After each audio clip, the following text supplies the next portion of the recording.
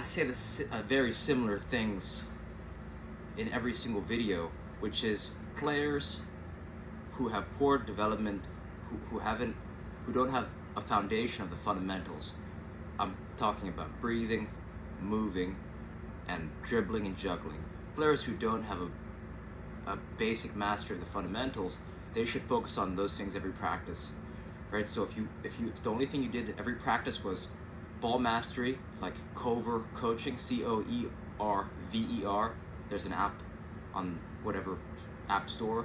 So Cover coaching, you do the first 15 minutes, then you could do dribbling sequences for another 10 to 15 minutes, then juggling games, so you can have all your players with the ball in the hand juggle with different parts of their body with a bounce into a garbage can or a barrel, and then for the last 15 you do 1v1 to cones, ideally with smaller balls against cones that you can knock over every practice, right?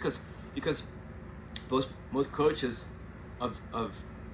soccer coaches of young players or players of teams with poor fundamentals don't realize that they're not soccer coaches, they're skills coaches. Because if you try to coach a team who hasn't developed their fundamentals, you're not respecting where they are in their process as players. So the more that you take a step back and slow down to focus on the fundamentals, the more you're going to help them develop over time, and you're going to see an improvement in gameplay. And at that age, you don't want to be focusing on the wins, right? It's not important, even if coaching, up until U10, U11. I mean, it doesn't even matter the age. If a player doesn't have their fundamentals developed, then sacrificing player development for team strategy or team trying to teach a team that doesn't have their fundamentals developed doesn't make any sense. So for that reason, if you just want to help players have more fun and grow, then focusing on the fundamentals of juggling, dribbling, movement, and breathing is key for every practice, right? And because when I coached a middle school team. I coached close to 30 middle school players, 6, 7, and 8. This is Narragansett Pier Middle School, and I think we maybe won one game, maybe we tied one, and we lost all the rest. But the parents were super happy, and the kids had a lot of fun because what we did, we did the same thing every practice. We did the Tom Turnbull skills development training routine, which is ball mastery, dribbling sequences. When I say dribbling sequences, I mean rhythmic pattern of dribbling. So with one foot you go outside, outside, inside, outside, inside, then you switch to the other foot, and then you do the same thing again, and then you want to say the pattern out loud when you do it. And I would have the players go around our little field two or three times saying that pattern out loud, and you gotta tell them slow is smooth, smooth is fast. And then the third thing we did every single practice was the barrel game, which is you take a garbage can or a bucket or barrel, and everyone takes turns juggling with different parts of their body into the barrel with or without a bounce. So if they're more advanced players, they can do the barrel game without a bounce from further away, and more beginner players can start closer to the barrel with a bounce. And if you have a field and you have access to the whole field, it's nice if you put the barrel or the bucket in the center circle, so that the center ring makes there's a natural starting point at which to measure. The players can start to measure their progress. And they say make strength hard, make skills easy. You want to encourage players to use different size balls that are easy to develop their skills, right? And then as players advance, you could start to encourage them to use tennis balls, weighted medicine balls, basketballs, right? Even American football. So I found out too late that rotating the size of your ball is important for juggling and dribbling. And then all we did for the final 15-20 minutes of practice was was 1v1 to cones, right? 3 5-minute games of 1v1 to cones. You set cones up, tall cones, the ones that you can knock over on the sideline, right? Because there's a natural line, and then you put another cone a few yards out so that there's a nice grid.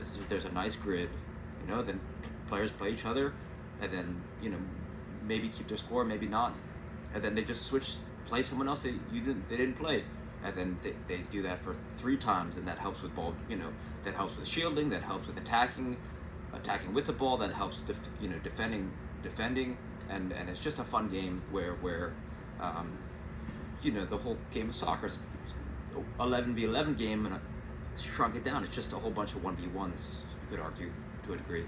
So this is a format that any coach can do who has almost zero to no experience coaching at any level. This is a very easy and fun format where you could start to lead players and train players with confidence, right? Cover coaching, COERVER, for the first 15 minutes of practice.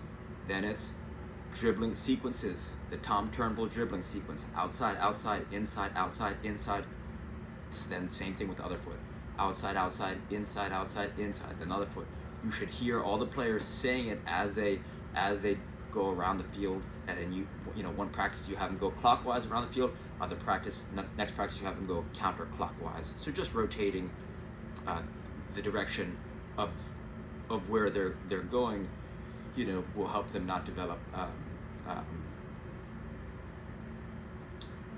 dependencies, or you want to keep them, when the body has all the answers, you got to ask new questions. So just making it so they don't favor any left side or right side, if that makes sense.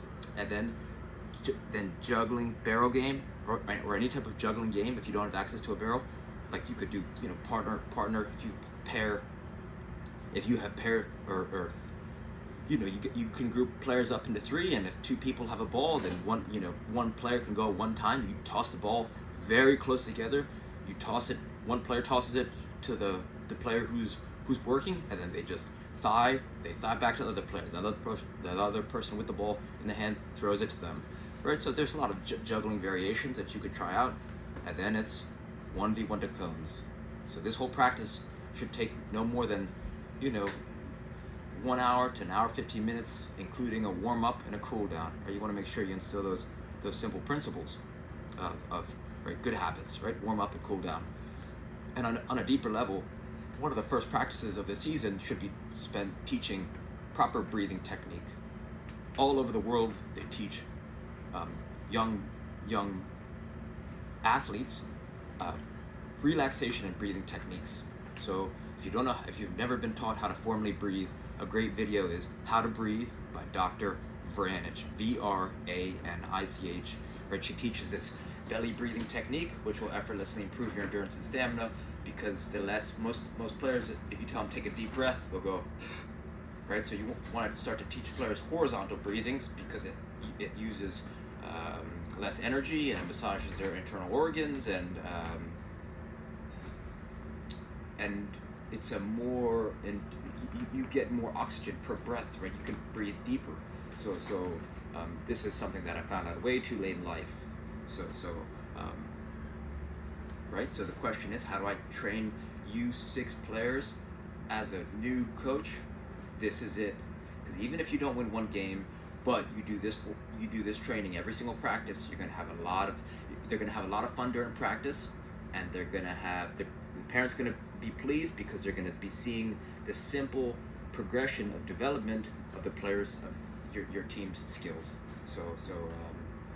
And then besides that, you want to encourage players who are there might be 1 or 2 or 3 players on the team who are hungry for more skills development and learning, and you want to point them to a dribble up ball,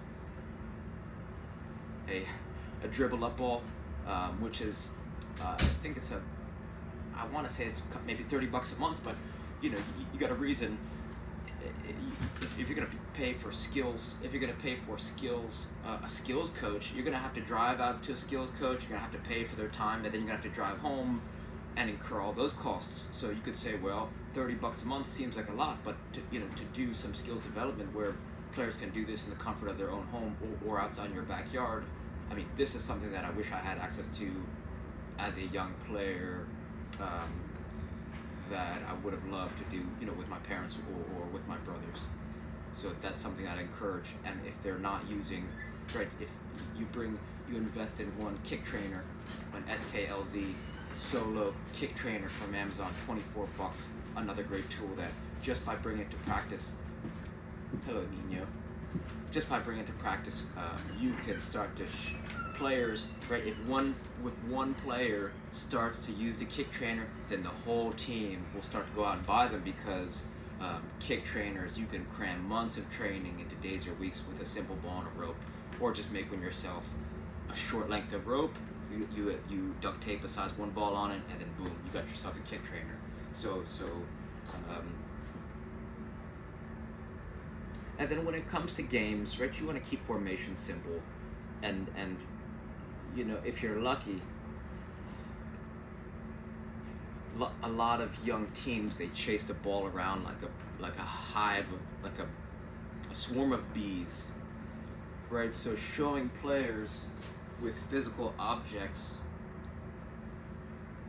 their formation on the field is a great teaching tool that using a pen and paper or a marker and a board doesn't translate. And it seems so trivial, but showing players a formation on the field, right? So you could 4-4-2 or 4-3-3, four defenders, 3 midfielders, and three attackers, right? You could kind of show them when they're attacking, you kind of slide towards other team's goal and open up passing lanes, open up dribbling lanes, and then when you're defending, you compress and slide towards your own goal. So this is something that a lot of players, if you can show them what their offensive and defensive shape looks like, this then allows them to be more relaxed in the field, right? Because the worst thing is coaches who expect players to know where to be, don't articulate it, and it creates this negative feedback loop where coach is always yelling at the players, yet tells them they should be where they need to be, yet doesn't tell them where they need to be. So and then the coach doesn't know how to teach it. So they have this they use yelling at their own players as a way to almost protect themselves, because they have a lack of knowledge, which is terrible. And it's a simple concept. Doesn't matter what formation you're using, right? The simple concept is compress and slide when you're defending, open up and slide, open up when you're attacking, and that applies to every single formation there is, right? Defending with a team. And this is an oversimplification, but it's better than for a young, for teams, especially U6. You don't need high level tactics unless maybe you're on like the under 10 national team, under 12 national team, something like that. So hopefully some of these ideas help. Reach out with any questions. All right, thank you.